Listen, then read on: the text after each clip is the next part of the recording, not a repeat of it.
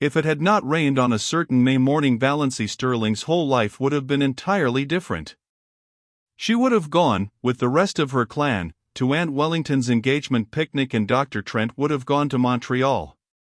But it did rain, and you shall hear what happened to her because of it. Valancy wakened early, in the lifeless, hopeless hour just preceding dawn. She had not slept very well. One does not sleep well, sometimes, when one is 29 on the morrow, and unmarried, in a community and connection where the unmarried are simply those who have failed to get a man. Deerwood and the Sterlings had long since relegated Valancy to hopeless old maidenhood.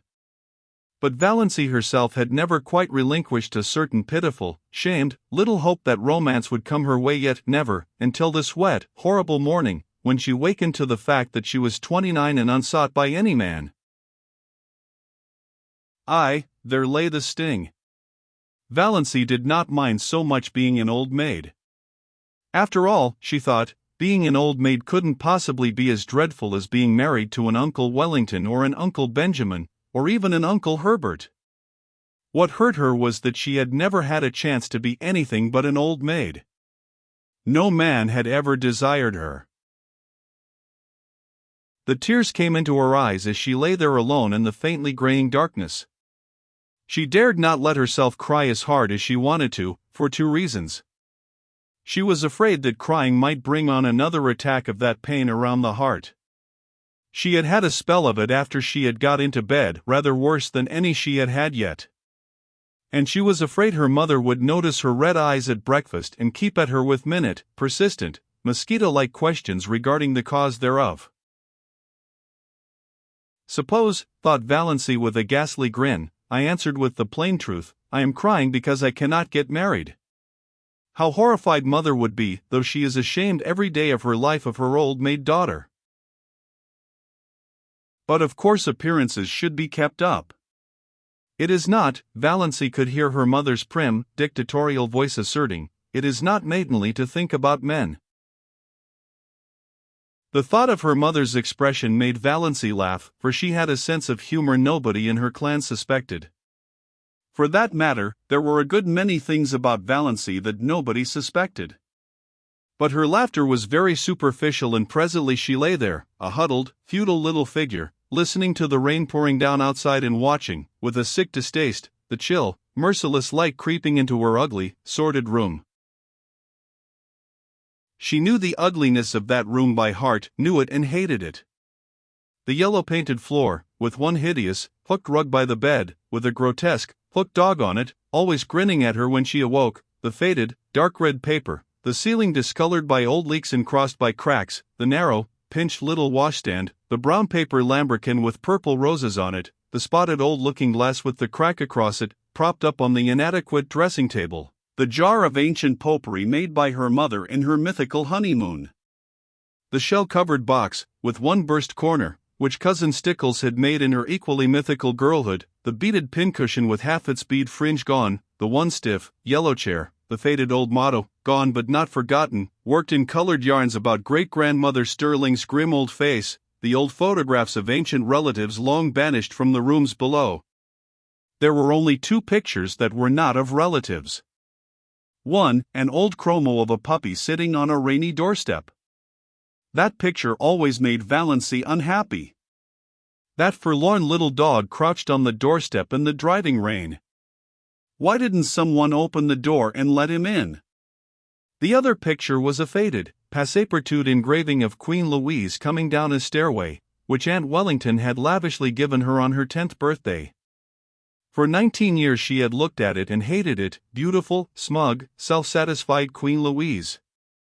But she never dared destroy it or remove it. Mother and Cousin Stickles would have been aghast, or, as Valancy irreverently expressed it in her thoughts, would have had a fit. Every room in the house was ugly, of course. But downstairs appearances were kept up somewhat. There was no money for rooms nobody ever saw.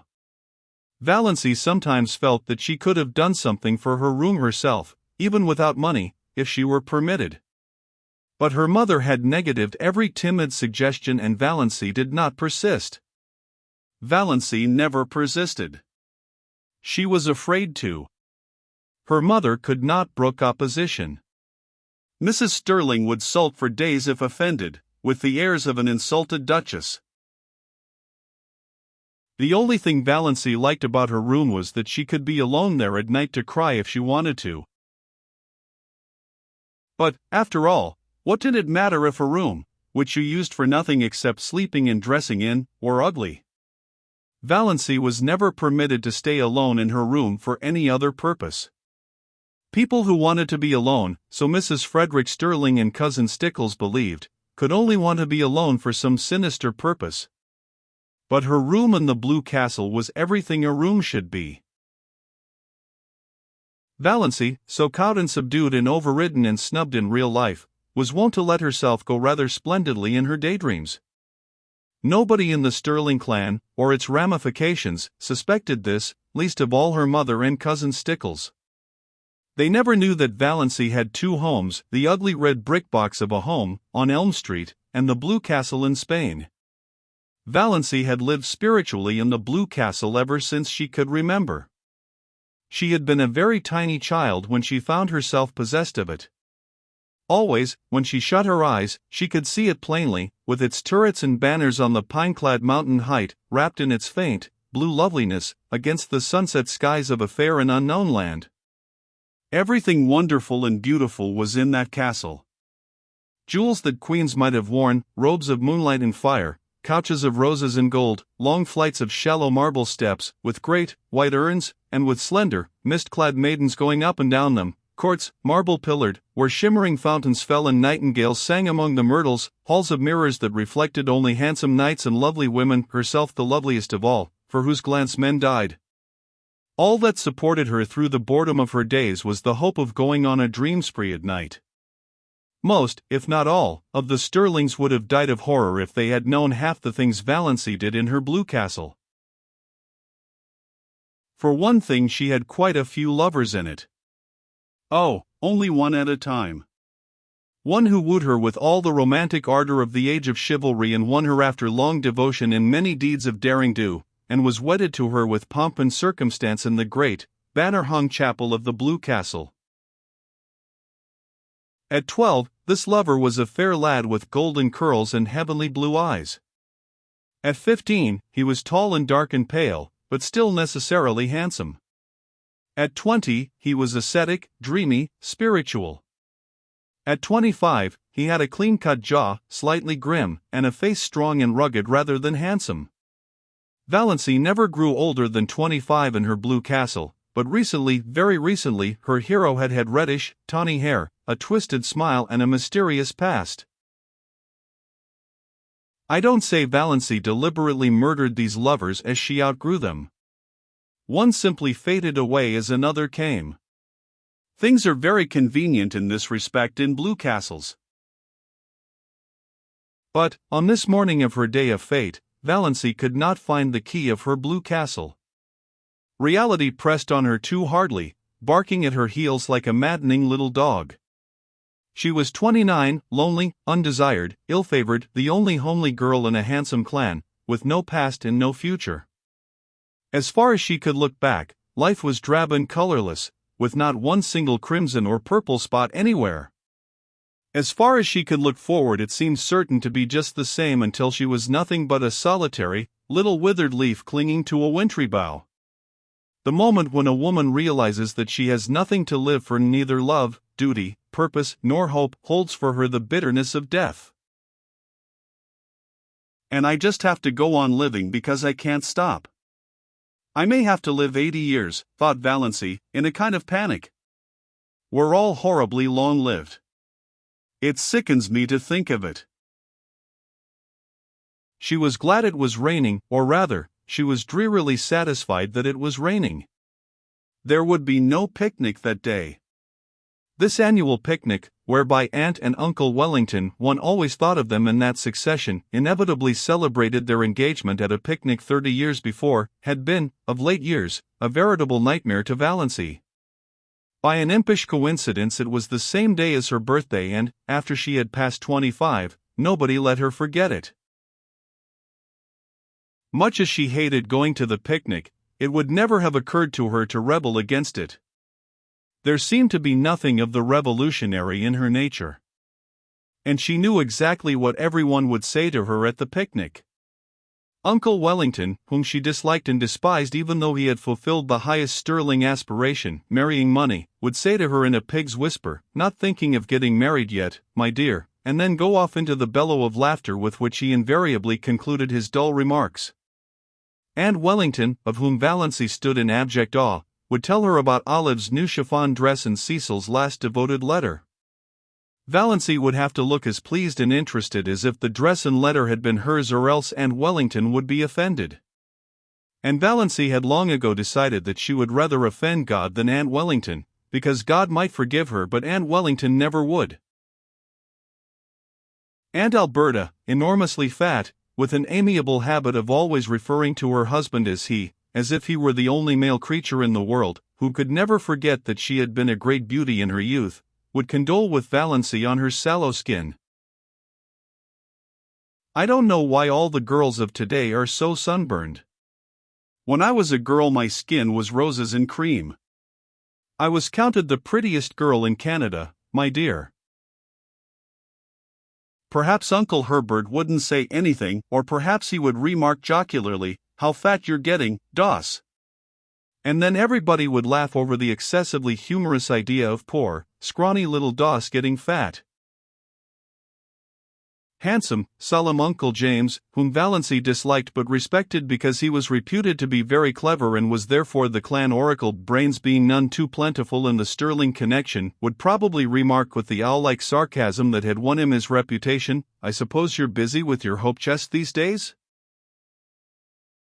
And Uncle Benjamin would ask some of his abominable conundrums, between wheezy chuckles, and answer them himself. What is the difference between Doss and a mouse? The mouse wishes to harm the cheese and Doss wishes to charm the he's.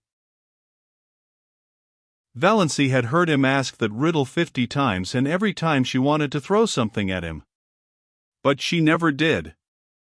In the first place, the Sterlings simply did not throw things. In the second place, Uncle Benjamin was a wealthy and childless old widower, and Valancy had been brought up in the fear and admonition of his money. If she offended him, he would cut her out of his will, supposing she were in it. Valancy did not want to be cut out of Uncle Benjamin's will. She had been poor all her life and knew the galling bitterness of it. So she endured his riddles and even smiled tortured little smiles over them. Aunt Isabel, downright and disagreeable as an east wind, would criticize her in some way Valancy could not predict just how, for Aunt Isabel never repeated a criticism, she found something new with which to jab you every time. Aunt Isabel prided herself on saying what she thought, but didn't like it so well when other people said what they thought to her. Valancy never said what she thought. Cousin Georgiana, named after her great-great-grandmother, who had been named after George IV, would recount dolorously the names of all relatives and friends who had died since the last picnic and wonder which of us will be the first to go next. Oppressively competent, Aunt Mildred would talk endlessly of her husband and her odious prodigies of babies to Valancy, because Valancy would be the only one she could find to put up with it. For the same reason, Cousin Gladys, really first Cousin Gladys once removed, according to the strict way in which the Sterlings tabulated relationship, a tall, thin lady who admitted she had a sensitive disposition, would describe minutely the tortures of her neuritis. And Olive, the wonder girl of the whole Sterling clan, who had everything Valancy had not, beauty, popularity, love, would show off her beauty and presume on her popularity and flaunt her diamond insignia of love in Valancy's dazzled, envious eyes. There would be none of all this today. And there would be no packing up of teaspoons. The packing up was always left for Valancy and Cousin Stickles. And once, 6 years ago, a silver teaspoon from Aunt Wellington's wedding set had been lost. Valancy never heard the last of that silver teaspoon. Its ghost appeared banquo-like at every subsequent family feast. Oh, yes, Valancy knew exactly what the picnic would be like, and she blessed the rain that had saved her from it. There would be no picnic this year. If Aunt Wellington could not celebrate on the sacred day itself, she would have no celebration at all. Thank whatever gods there were for that. Since there would be no picnic, Valancy made up her mind that, if the rain held up in the afternoon, she would go up to the library and get another of John Foster's books. Valancy was never allowed to read novels, but John Foster's books were not novels. They were nature books, so the librarian told Mrs. Frederick Sterling all about the woods and birds and bugs and things like that, you know. So Valancy was allowed to read them under protest, for it was only too evident that she enjoyed them too much. It was permissible, even laudable, to read to improve your mind and your religion, but a book that was enjoyable was dangerous. Valancy did not know whether her mind was being improved or not, but she felt vaguely that if she had come across John Foster's books years ago, life might have been a different thing for her. They seemed to her to yield glimpses of a world into which she might once have entered, though the door was forever barred to her now. It was only within the last year that John Foster's books had been in the Deerwood Library, though the librarian told Valancy that he had been a well-known writer for several years. "Where does he live?" Valancy had asked. "Nobody knows. From his books he must be a Canadian, but no more information can be had. His publishers won't say a word. Quite likely John Foster is a nom de plume. His books are so popular we can't keep them in at all, though I really can't see what people find in them to rave over." "I think they're wonderful," said Valancy, timidly. "Oh well," Miss Clarkson smiled in a patronizing fashion that relegated Valancy's opinions to limbo. "I can't say I care much for bugs myself. But certainly Foster seems to know all there is to know about them." Valancy didn't know whether she cared much for bugs either. It was not John Foster's uncanny knowledge of wild creatures and insect life that enthralled her. She could hardly say what it was, some tantalizing lure of a mystery never revealed, some hint of a great secret just a little further on, some faint, elusive echo of lovely, forgotten things. John Foster's magic was indefinable. Yes, she would get a new Foster book. It was a month since she had Thistle Harvest, so surely Mother could not object. Valancy had read it 4 times, she knew whole passages off by heart. And she almost thought she would go and see Dr. Trent about that queer pain around the heart.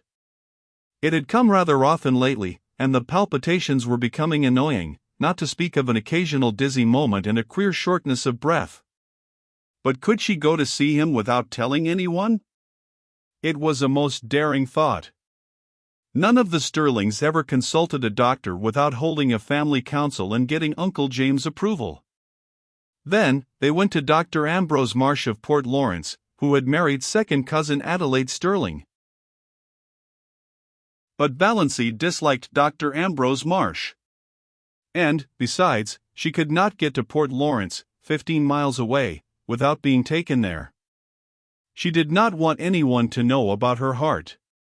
There would be such a fuss made, and every member of the family would come down and talk it over and advise her and caution her and warn her and tell her horrible tales of great-aunts and cousins 40 times removed who had been just like that and dropped dead without a moment's warning. My dear. Aunt Isabel would remember that she had always said Doss looked like a girl who would have heart trouble, so pinched and peaked always, and Uncle Wellington would take it as a personal insult, when no Sterling ever had heart disease before. And Georgiana would forebode in perfectly audible asides that poor, dear little Doss isn't long for this world, I'm afraid, and Cousin Gladys would say, "Why, my heart has been like that for years," in a tone that implied no one else had any business. Even to have a heart, an Olive would merely look beautiful and superior and disgustingly healthy, as if to say, "Why all this fuss over a faded superfluity like Doss when you have me?" Valancy felt that she couldn't tell anybody unless she had to.